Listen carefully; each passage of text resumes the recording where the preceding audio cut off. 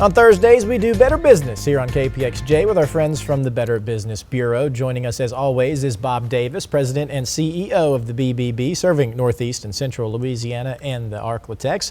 Bob, good afternoon, and what are we talking about today, man? Well, Alex, today we were going to talk about advertising. Okay. And back in 1906, the Better Business Bureau was actually formed because of deceptive advertising practices.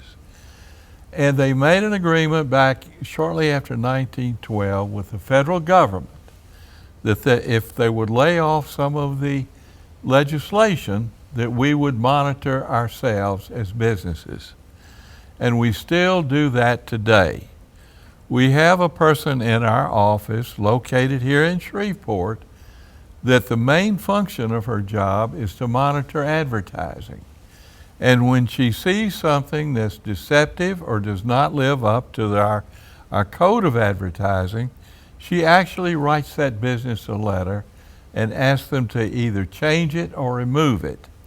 And if they don't do it, then it lowers their rating on their business profile, in which 20,000 to 30,000 people every month sees that profile. Right.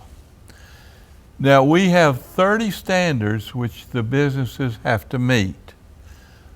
Our accredited businesses are very much aware of that, and they have actually signed an agreement that they will live up to the code of our advertising. And so that's why it's important for, if you're interested in doing business with a company, to look for that BBB seal.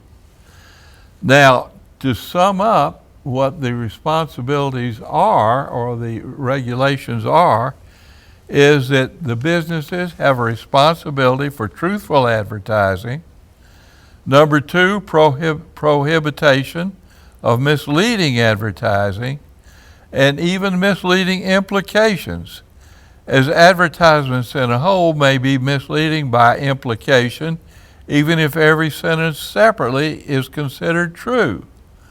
Misrepresentation. Misrepresentation may not only result in direct statements, but also by omitting or obscuring a material fact. So what would you think would be the most common issue you see in advertising? The most common issue we see is what we call puffery. That is, for an example, if you advertise you have the biggest hamburger in town, right, we're going to ask that you substantiate that claim, and if not, you have to either remove it or change it. It's all right to say we have a great big hamburger, right, but you're going to have to prove that you have the biggest hamburger in town.